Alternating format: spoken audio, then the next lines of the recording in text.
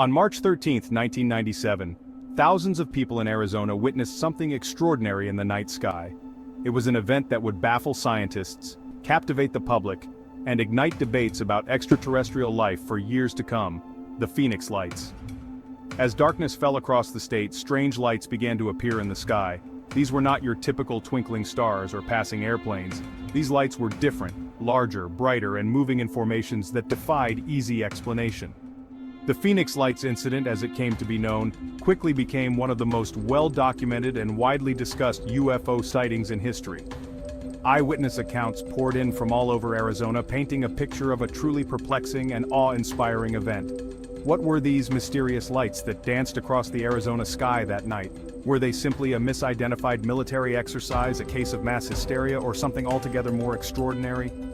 Let's delve into the details of that unforgettable night and explore the enduring mystery of the Phoenix Lights.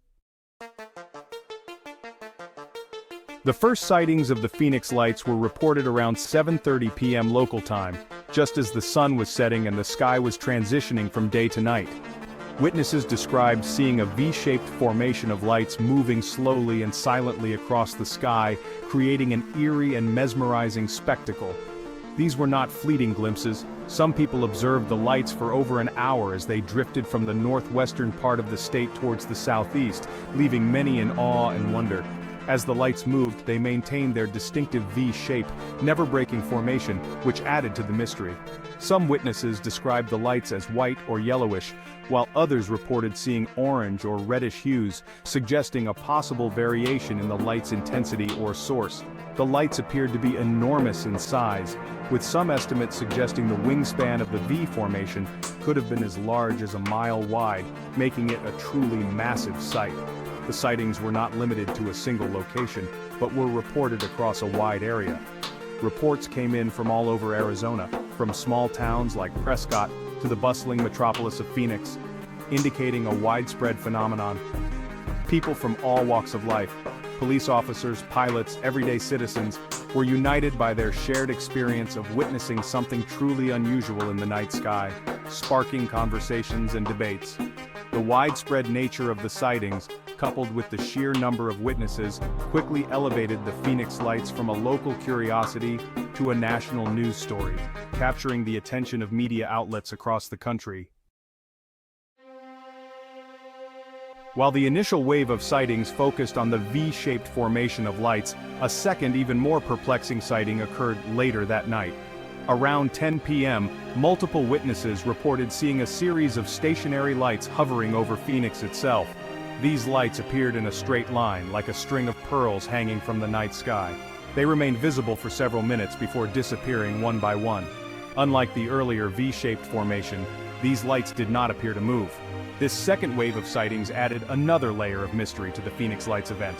What were these stationary lights? Were they related to the earlier V-shaped formation, or were they something else entirely?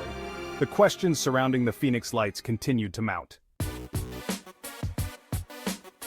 In the aftermath of the Phoenix Lights, authorities were bombarded with questions from a public eager for answers.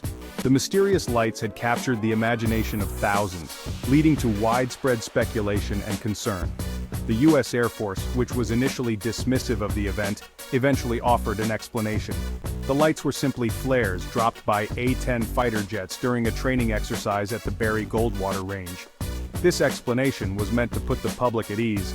The Air Force's explanation, however, failed to satisfy many witnesses.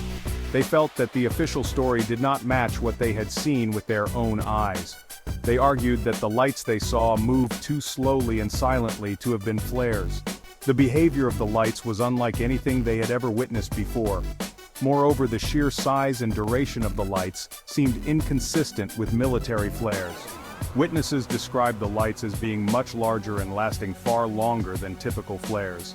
Another explanation put forward was that the lights were simply weather balloons or other atmospheric phenomena. This theory suggested that natural occurrences could account for the strange lights. This theory too was met with skepticism, as many witnesses insisted that the movements and formations of the lights were unlike anything they had ever seen before. They believed that weather balloons could not explain the precise and deliberate movements of the lights. The official explanations offered by the authorities failed to quell the public's fascination with the Phoenix Lights. The event continued to be a topic of intense debate and curiosity.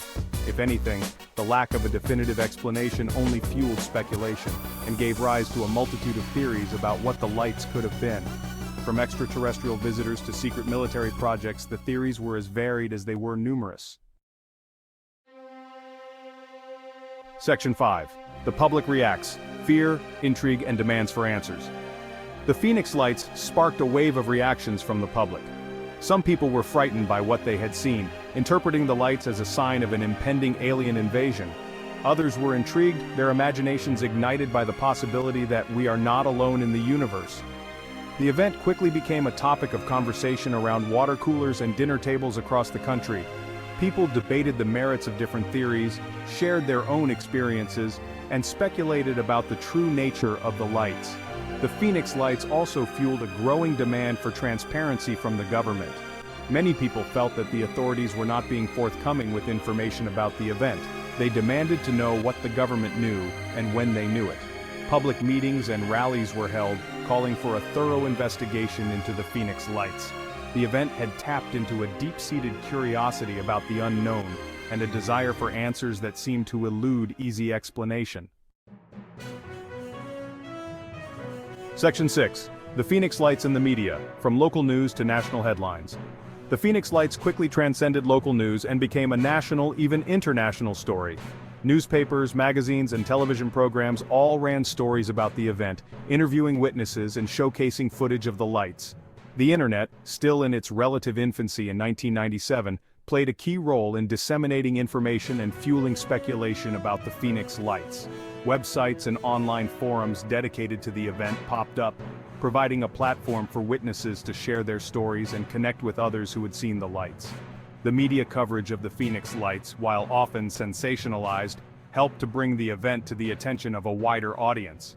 It also played a role in shaping public perception of the event, both fueling and reflecting the mix of fear, intrigue, and skepticism that surrounded the lights.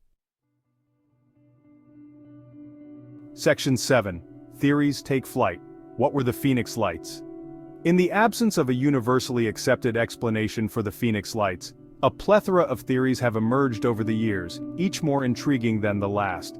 These theories range from the mundane to the extraordinary, reflecting the wide spectrum of beliefs about what might have transpired in the skies above Arizona that night. The event has sparked endless debates and discussions. Some people believe that the Phoenix Lights were indeed military flares, as the Air Force claimed. This explanation suggests a routine military exercise that was misinterpreted by the public. They argue that the lights' unusual appearance and behavior could be attributed to atmospheric conditions or other factors that distorted their appearance, making them seem more mysterious than they actually were.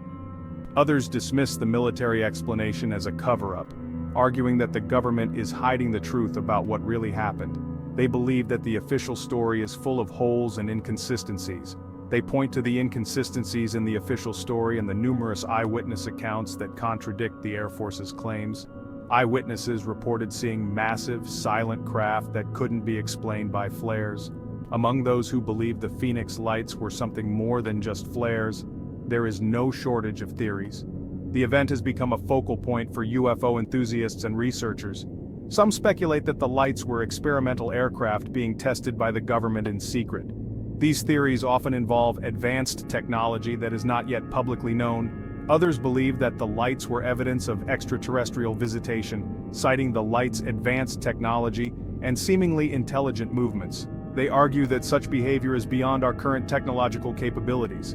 Still others believe that the Phoenix Lights were a manifestation of something even more difficult to comprehend, interdimensional beings perhaps, or some unknown energy phenomenon. These theories delve into the realms of science fiction and the paranormal. The Phoenix Lights have become a Rorschach test of sorts, with people interpreting the event through the lens of their own beliefs and experiences.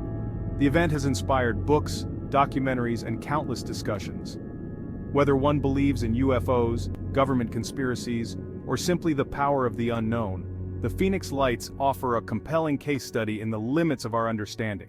The mystery continues to captivate and intrigue people around the world.